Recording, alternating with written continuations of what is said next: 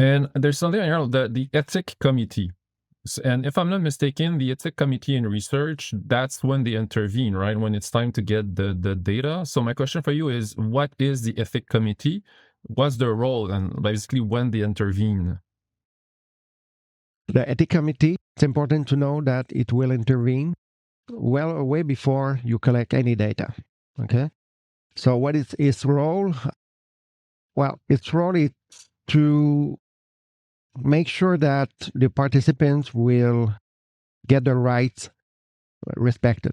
People must know that they are performing in a research or they participate in the research. So they have to give the researcher their consent. To give their consent, they will have to know what is this research about. Okay, what are the goals? What you will do with the data as a researcher.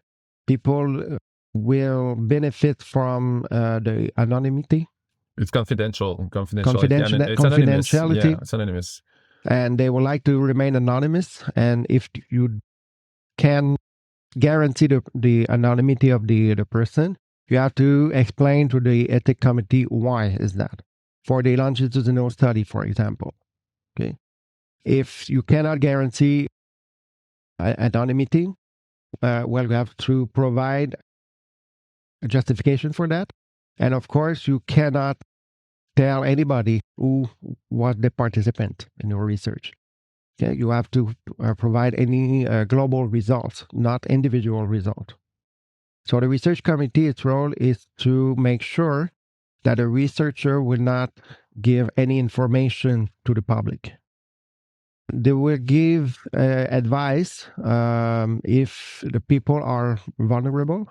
For example, if you have a disability, okay, if you have autism, for example, they will make sure, the ethics committees, that you will get the consent from the person, the participant, or their family, for example, if the people cannot give you the consent. Okay. So the ethics committee will make sure that the researcher respect the rights of the people. Okay, so I have consent, and you mentioned also vulnerable people, and I guess also, for example, with kids. So it's about consent, but I guess it's also about informed consent. That's important. That is important. People will need to know what are the goals of the study, what you will do with the data, and to make sure that their individual information will not go to the public. So basically, the ethics committee, their purpose is to protect the public. Yeah, that's right. That's right. Okay. And if there is financing, because there's another thing we hear sometimes that, yeah, but you know what, like this company paid or whoever paid for the study, this is why the results are what they are. Is the ethics committee involved? If it's basically a two-part question, if there is financing involved, how does it work? And if the ethics committee is part of the equation when financial aspects are concerned. The ethical committee, you have to inform them how your research is funded. Basically, you have several funding organizations in Canada and Quebec that will provide you some money to make your research. If that's so, there's no issue there actually, because those are public funds. So they are there to help you as a researcher to make your study. But organization can provide you some funds also. There are some programs that help organization to match with researchers. I have, for example, MITACs, MITACS. Sorry again. But you have to inform the research committee about these fundings, and the goal of this funding is to help you as a researcher to perform your study. So basically, we need the money as a researcher to pay our students our research assistants, and we do not take the money for us. That's an important information here. Okay? That's a good door you're opening there, Okay. because sometimes people go people go in science for money. Is there that much money to be made in No, science? not that much. Not in research though. No, the fundings are there to help students instead of working at McDonald's or at the shop at the corner of their home. Well, they will help us, and they will help themselves by the money will help them to. They focus. They Basically, you can focus focus on on their study. school On school, that's right. And I guess also if there's equipment, because we're talking about social science, but there's also like medicine and all. So I guess if there are equipment to be bought or something like that, it's also part of the financing that has to be declared to the ethics committee. Well, if you need, well, you have to put in the budget for your grant, for your fundings, what equipment you will have to buy. The ethics committee do not intervene on which equipment you need or not. The ethics committee will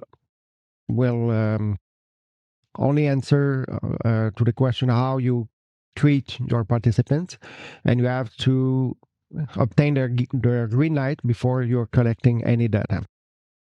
Okay.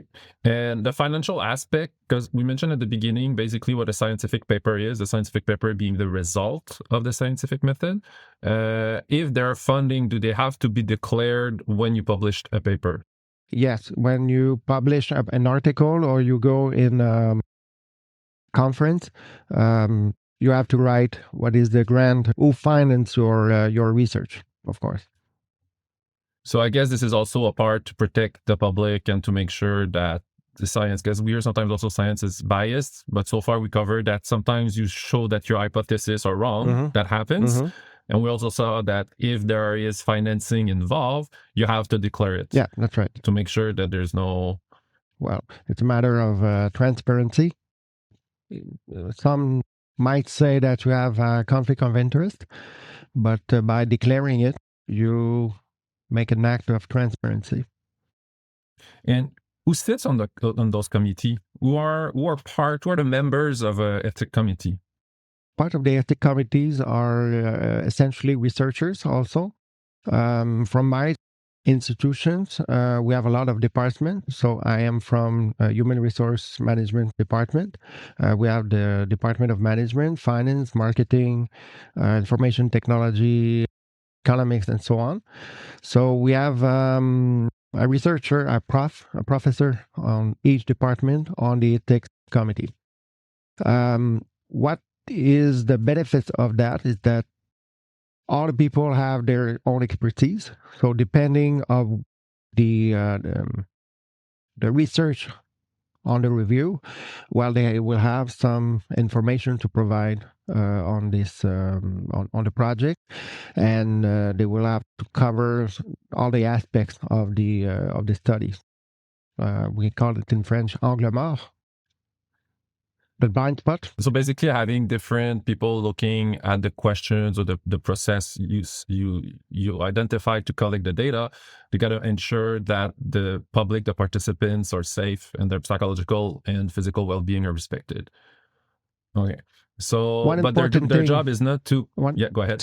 Sorry, one important thing about the ethics committee, there's also a human right, a very important human right to consider is the physical and psychological integrity. You cannot have participants endangered in the data collection.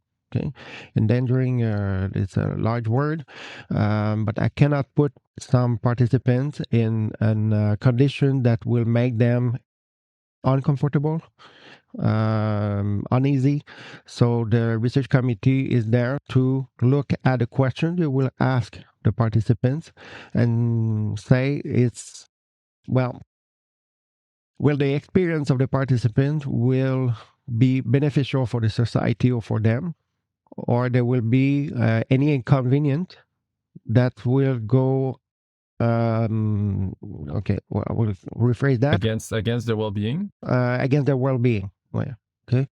So the benefits will have to go much higher than the inconvenience for the participants and for the society at all.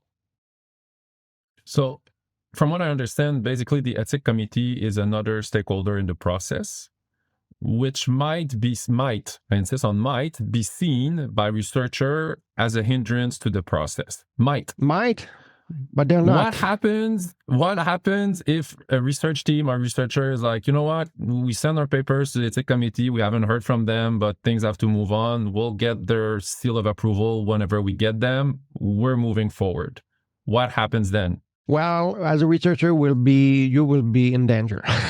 You cannot perform any data collection without the green light from the ethics committee. You have to make. You can't do that. I can be fired from my job if I go collect data among participants, and the ethics committee did not give me a go on this data collection. So, and I guess it's pretty hard to find a job after. So it would basically be a career killer. Yeah, that's right. Okay. We cannot do that. And our students cannot do that also. And we are imputable, sorry. You're accountable for your students? I am accountable for my students also. So if they perform the data collection without the certification of the committee, of the ethics committee, it's a major fault. Okay. So that's good to know. Because as we mentioned, the ethics committee is there to protect the public. That's right. So if someone wants to go around them or something like that, it's definitely not worth the risk. No, that's not worth the risk. So, which is good for us, for the public. It's very good. Of course.